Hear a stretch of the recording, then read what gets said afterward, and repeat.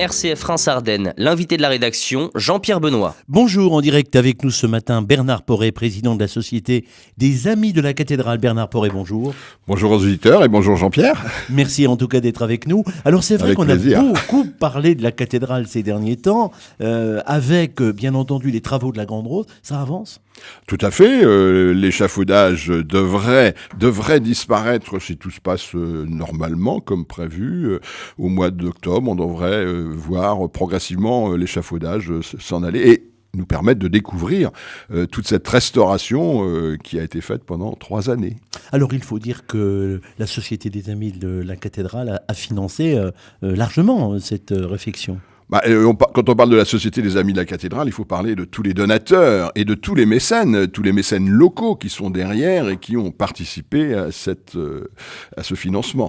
Donc je crois qu'on peut les remercier et effectivement, nous avons, avec nos donateurs et mécènes, apporté 30% du budget global de cette opération, c'est-à-dire 1 million d'euros. Donc en octobre, pratiquement, il n'y aura plus d'échafaudage sur le... Alors, il n'y aura plus d'échafaudage, mais on va en remettre un autre. Car nous souhaitons vivement que les Rémois n'ait plus, pendant des décennies, d'échafaudage sur la façade de la cathédrale. Et pour cela, il nous faut terminer le portail central. Donc, on va retrouver à l'intérieur du portail central un échafaudage, d'une part pour dépoussiérer toutes les voussures du portail central, et ensuite pour restaurer les statues des ébrasements du portail central. Mais il sera plus petit, cet échafaudage. Ah, beaucoup plus petit, bien sûr. Et puis, progressivement, donc, ça baisse. Et puis, un jour, il n'y aura plus d'échafaudage. Dans un an et demi, 2 ans, il n'y aura plus d'échafaudage du tout. Et pendant des décennies. Et c'est ça qui nous fait plaisir, et c'est ça qui nous motive, et c'est ça qui nous amène à pousser la Direction régionale des affaires culturelles à faire le nécessaire pour que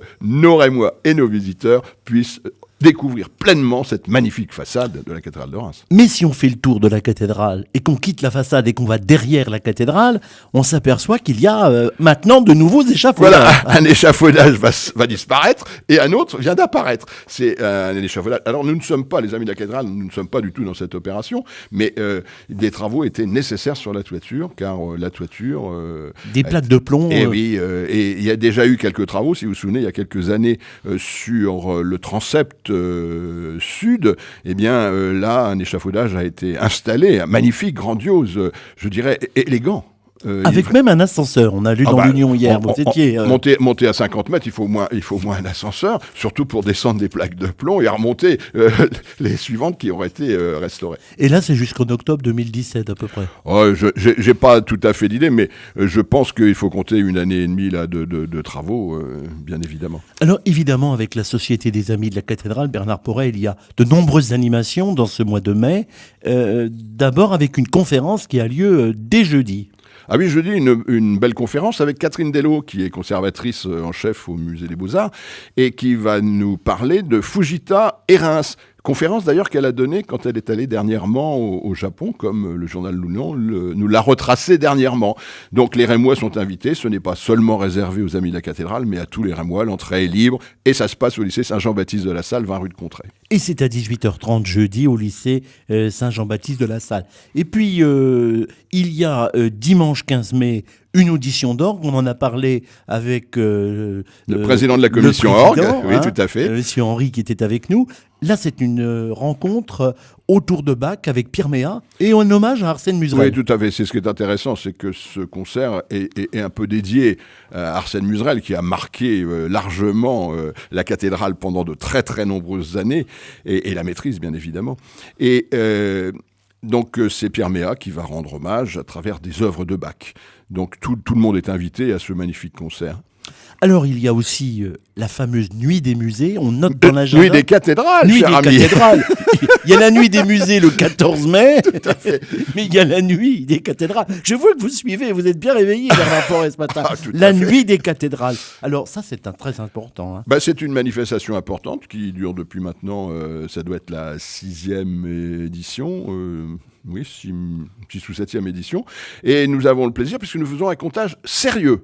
Et chaque année, nous accueillons plus de 2000 personnes. L'entrée est libre, entre 20h et 24h, entrée est libre, c'est tout à fait ouvert, avec un tas d'animations. Et cette année, évidemment, nous avons une animation qui attire du monde, un petit concert, quand je dis un petit concert, un concert de la maîtrise dans le cours de la soirée, mais il y a bien d'autres choses qui seront présentées et des découvertes à faire. Alors, samedi 21 mai, 20h, 24h. Et puis, entre-temps, il y a bien sûr des visites guidées d'exposition au Palais du Tau. Nous avons organisé tout à fait. Nous avons un programme très chargé. N'oublions pas que les Amis de la Cathédrale, c'est maintenant 700 adhérents. Donc, c'est pas simplement des fonds pour la cathédrale, c'est aussi une vie d'association, une dynamique d'association. Et il y a énormément de propositions afin que chacun puisse, en fonction de ses disponibilités, s'y retrouver. On a entendu parler de projets, en particulier cathédrale des Sacres. C'est mentionné nulle part. Oui, ça c'est ce qu'on peut constater. D'ailleurs, on fait pas attention, nous sommes rémois. C'est qu'un touriste qui vient visiter la cathédrale, à aucun moment, il ne découvre quelque chose qui lui rappelle que un certain nombre de rois ont été sacrés dans la cathédrale. Donc les Amis de la Cathédrale, tout naturellement, ont pris la décision de créer une plaque qui va être apposée sur l'un des murs. Bon, l'endroit n'est pas encore décidé, mais une plaque qui va rappeler la liste des rois sacrés dans la cathédrale. Alors, question, c'est pas question pour un champion, Bernard Porret. Le premier roi qui a été sacré à Reims. Le premier roi, c'est Louis le Pieux, qui a été sacré il y a 1200 ans. D'ailleurs, on va fêter au mois d'octobre, le 8 octobre, le 1200e anniversaire du sacre. Alors, c'est pas un sacre de roi, c'est un sacre d'empereur. Louis le Pieux a été sacré empereur. Je rappelle que Louis le Pieux, c'est le fils de Charlemagne, qui a également été empereur. Eh bien, en plus, on fait de l'histoire avec vous, Bernard Porret, ce matin. C'est avec plaisir que nous rappelons que jeudi, il y a une conférence de Catherine Delot au lycée Saint-Jean-Baptiste de la Salle à 18h30. Et on vous retrouvera régulièrement, je l'espère, sur l'antenne de RCF. Vous êtes bien aimable. Merci Jean-Pierre. Très bonne journée. Merci. Au revoir.